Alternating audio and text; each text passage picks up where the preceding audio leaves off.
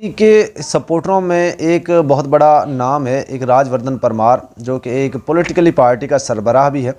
तो वो मुस्तकिल ये चीज़ बोल रहा है कि बीजेपी ने हमने 2025 में 1000 मस्जिद गिराने का जो है वो फैसला कर लिया है।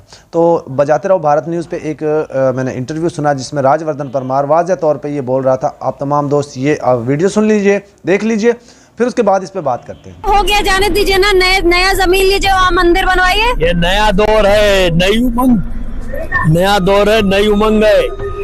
ये 2024 है और 25वीं में हम प्रवेश करने जा रहे हैं। आने वाले समय में हमने 1000 मस्जिदों और मज़ारों को टारगेट कर दिया है, जो तोड़नी ही तोड़नी है, और उनको खोदेंगे तो वहाँ मंदिर ही निकलेगा। इससे क्या मिलेगा? मंदिर के अलावा शांति कहाँ से? इससे तो दंगा भड़काने वाली बात करते हैं आप।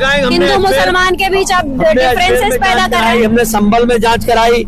सच बोलना अगर बगावत है तो समझो कि हम बागी हैं। हमें संविधान पे भरोसा है, जांच कराना इस देश का संवैधानिक राइट है। जी तो दोस्तों, आपने सुना ये महाशय क्या फरमा रहे हैं। ये कह रहे हैं कि 2024 जाने वाला है, 2025 आने वाला है, नई उमंग है, नई तरंगे हैं। तो नई उमंग के साथ हम 2025 में 1000 मस्जिदें जो हैं वो गिराने का ऐलान करते हैं, और बल्कि ये करते हैं, वो करते हैं। और संविधान की बात कर रहा था ये शख्स। ये आपको याद होगा, ये वही शख्स है जो पिछले दिनों सीमा को, एक पाकिस्तानी औरत को, इतना प्रोटोकॉल दे रहा था कि किसी का बाप भी नहीं रोक सकता, मैं उसको अयोध्या राम मंदिर लेकर जाऊंगा। और फिर इसी शख्स को सीमा के गुंडों के द्वारा पिटवाया गया और ये फिर डरकर खामोश हो गया। ये डरकर खामोश नहीं हुआ था। दोस्तों, हकीकत कुछ यूँ है कि आप सब लोग जानते हैं कि वहाँ पर हिंदुस्तान में सीमा को बहुत सारे विधायक और बहुत सारे एमएलए जो हैं वो सपोर्ट करते हुए नज़र आ रहे हैं, क्योंकि ये पाकिस्तान के ख़िलाफ़ इसको इस्तेमाल करना मकसद है, और पाकिस्तान के ख़िलाफ़ जो बोलती है ये कहलवाना इससे मकसद है। इसको स्क्रिप्ट लिख कर दिया जाता है सीमा को, और ये फिर पाकिस्तान के ख़िलाफ़ जहर उगल देती है। जो इससे करवाना मकसद था, जो उनकी ख़ुद की सीमा के चाटुकारों की, या वो जो लोग पाकिस्तान से नफ़रत करते थे, उन लोगों की औकात इतनी नहीं थी कि वो खुद पाकिस्तान के ख़िलाफ़ जहर उगल सके। इसलिए उन्होंने सीमा को लैंड किया, सीमा को जो है सपोर्ट किया, और अब वो पाकिस्तान के ख़िलाफ़ सीमा को इस्तेमाल कर रही हैं। ये जो हिंदुस्तान का डीएनए लाने की बातें हो रही हैं, ये भी उसी का एक हिस्सा है। दोस्तों, ये शख्स जो राजवर्धन परमार है, जिस पे लानतों की भरमार है, बेशुमार है, ये शख्स ये कह रहा है कि हिंदुस्तान से मज़ार मुफ्त, मस्जिद मुफ्त हिंदुस्तान बनाने जा रहे हैं। तो सीधे लफ्ज़ों में ये कि ये क्यों नहीं कहता था कि यहाँ से मुसलमान मुफ्त हम हिंदुस्तान बनाना चाह रहे हैं? क्यों नहीं कह देता? साफ लफ्ज़ों में बता दे। पिछले दिनों आप लोगों ने एक वीडियो देखी होगी जिसमें 2 लड़कियां एक पंडित के साथ शादी कर लेती हैं, और वो ये कहा जाता है कि वो मुस्लिम है। तो मैं आपको वाज़ह तौर पे बता दूं, ये मुसलमानों को बदनाम करने की एक साजिश है, इससे ज़्यादा और कुछ भी नहीं है। क्योंकि उन ख़वातीन के, उन लड़कियों के साथ एक न्यूज़ एंकर ने सवाल पूछ लिया कि अगर आप मुस्लिम हैं तो नमाज भी पढ़ती होंगी? उसने कहा हाँ पढ़ती हूँ। तो उसने कहा फिर कोई भी आयत सुना दीजिए। उसने अलहम्दुल शरीफ जो है वो बिल्कुल भी नहीं आई। भाई, मुसलमान हो और उसको नमाज ना आए, ऐसा कैसे हो सकता है?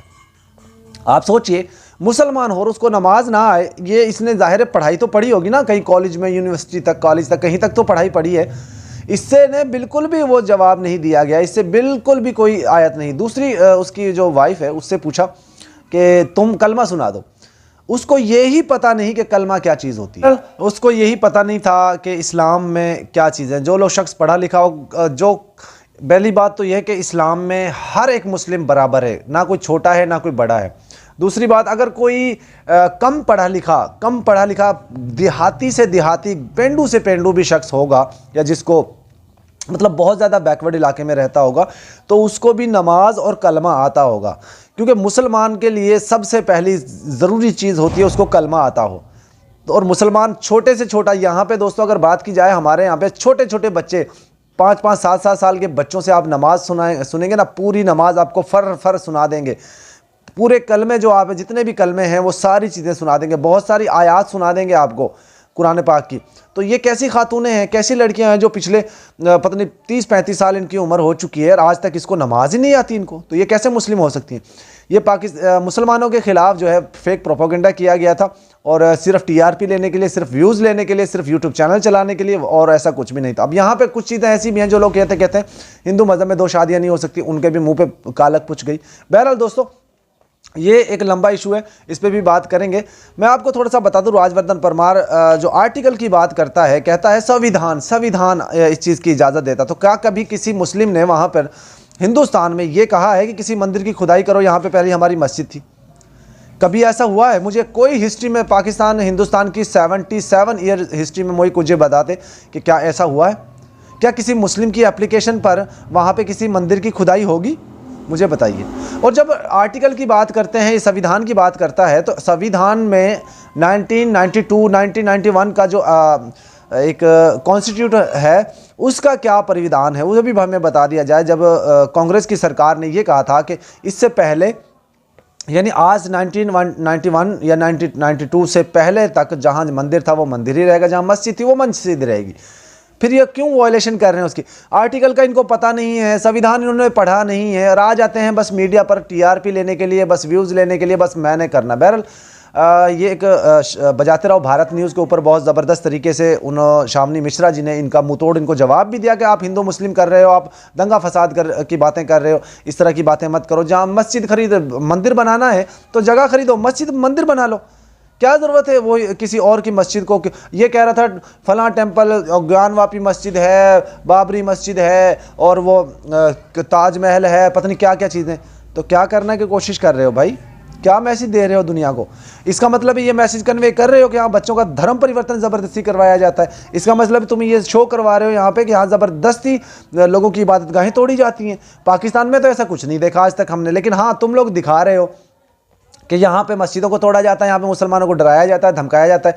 फिर भी मुसलमान खामोश, फिर भी मुसलमान के ऊपर कीचड़ उछालना, फिर भी मुसलमान को बुरा भला बोलना, फिर भी मुसलमान को आतंकवादी दहशतगर्द कहना, फिर भी उनको घुसपैठिया कहना। ये हिंदुस्तान के वही मुस्लिम हैं जिन लोगों ने अपने वतन के लिए, हिंदुस्तान के लिए अपनी जान कुर्बान कर दी, अपनी इज्जतें नीलाम कर दी, लेकिन वहाँ से नहीं हिले और अंग्रेज़ों से लड़ाई की, डट कर मुकाबला किया और उनको यहाँ से धगेड़ा भगाया यहाँ से। फिर भी उन लोगों के ऊपर इतना कीचड़ उछाला जाता है। दोस्तों, ये राजवर्धन परमार या ये इसके जैसे लोग जो हिंदुस्तान में रहते हुए हिंदुस्तान का खाकर हिंदुस्तान के साथ गद्दारी करते हैं, ये गद्दारी नहीं तो और क्या है? मुझे बताइए। वहाँ पे हिंदू मुस्लिम का फसाद बर्पा करवाने की कोशिश की जा रही है। किसी की इबादतगाह को आप छेड़ोगे तो क्या वो आपको यूं ही छोड़ देगा? क्या वो आपसे झगड़ा नहीं करेगा? किसी के घर को आप तोड़ने की कोशिश करोगे तो क्या वो आपसे झगड़ा नहीं करेगा? संविधान का पता नहीं इनको, कानून का पता नहीं इनको, सिर्फ एक ही चीज़ पता है, बस हिंदुस्तान को मुस्लिम भगाओ हिंदुस्तान से। इन्होंने सिर्फ एक ही नारा लगाया हुआ है, अखंड भारत। अखंड भारत, अखंड भारत क्या है? क्या मुसलमान वहाँ के रिहायशी नहीं है? इसी तरीके से हमारे हिंदुस्तान पाकिस्तान में जो हिंदू लोग रहते हैं वो पाकिस्तानी हैं, वो उनका जितना हमारा मुल्क है उतना ही उनका है। कभी हमने आज तक उनको कभी कोई डिस्टर्ब नहीं किया, कभी कोई प्रॉब्लम नहीं आया, उनको बड़े अच्छे से रहते हैं। हज़ारों व्लॉगर हैं हिंदू जो पाकिस्तान में व्लॉगिंग करते हैं, उनके चैनल जाके देख लीजिए। हमारे 4 बच्चों का धर्म परिवर्तन करवाया, हमारी खातून का धर्म परिवर्तन करवाया, वो सारी दुनिया ने देख रहा है। इल्ज़ाम फिर भी हमारे ऊपर लगाते हैं, उल्टा चोर कोतवाल को डांट रहा है। बहरहाल दोस्तों, ये तमाम तर चीज़ें हम आगे जाके भी डिस्कस करेंगे। आज की वीडियो को यहाँ पे एंड करते हैं।